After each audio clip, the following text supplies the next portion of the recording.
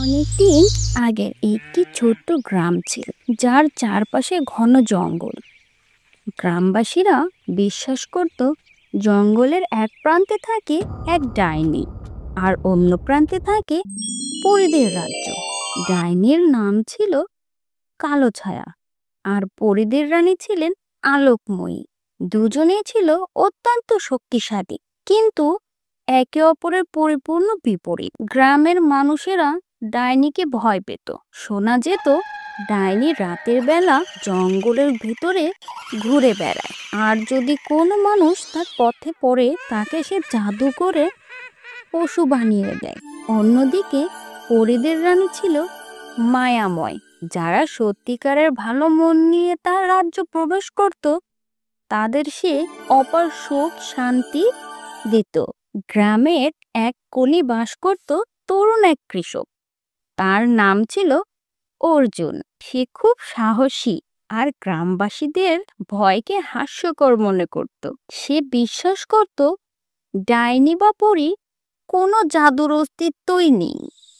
এক রাতে অর্জুন শপথ নিল যে সে ডাইনির জঙ্গল থেকে যাবে পরীদের রাজ্যে, সব সত্যি নিজের চোখে দেখে আসবে। সে তার ছোট্ট প্রদীপ আর তলোয়ার নিয়ে যাত্রা শুরু করলো। জঙ্গলের ভেতরে বাতাসে ছিল শীতল এক অদ্ভুত অনুভূতি। হঠাৎ সে শুনল মৃদু এক হাসি। ঘুরে দেখলো এক বৃদ্ধা, গাঢ় লাল আভা। তোমার নাম অর্জুন, তাই না? তুমি কে? আমি ডাইনি কালো ছায়া। অর্জুন একটু কৌতূহল হলো, আর কিছুক্ষণ ডাইনির দিকে তাকিয়ে থেকে ডাইনিকে জিজ্ঞেস করলো, তুমি কি সত্যি মানুষকে পশুতে পরিণত করো? যারা লোভী আর স্বার্থপর, শুধু তাদেরই কিন্তু আমি চাই পশু বানাতে। আমি চাই তুমি আমার জন্য একটা কাজ করো।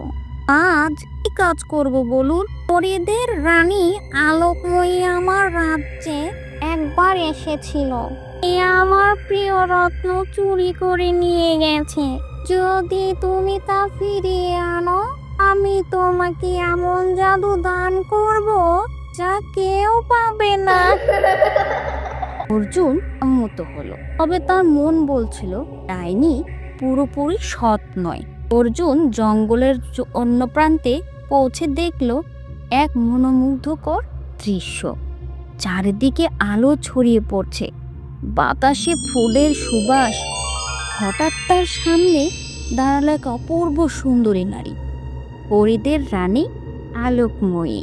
তুমি কেন এসেছো মানুষ?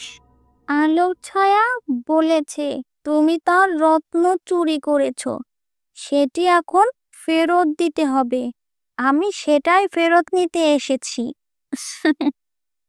আমি রত্নটা চুরি করিনি, সেটি কালো ছায়া মানুষের ক্ষতিতে ব্যবহার করছিল। আমি শুধু তা রক্ষা করেছি মাত্র। অর্জুন দ্বিধায় পড়ে যায়, ভাবছে কি শুনে আসলাম আর কি হয়ে গেল। শোনো, তুমি যদি সত্যি জানতে চাও তবে আমার সঙ্গে এসো। আমি তোমাকে দেখাচ্ছি কালো ছায়া মিথ্যে বলেছে নাকি আমি তোমাকে মিথ্যে বলছি। পরীদের রানী অর্জুনকে নিয়ে গেল এক ঝর্ণার কাছে। সেখানে একটি আয়না ছিল যা সত্য দেখাতে পারে।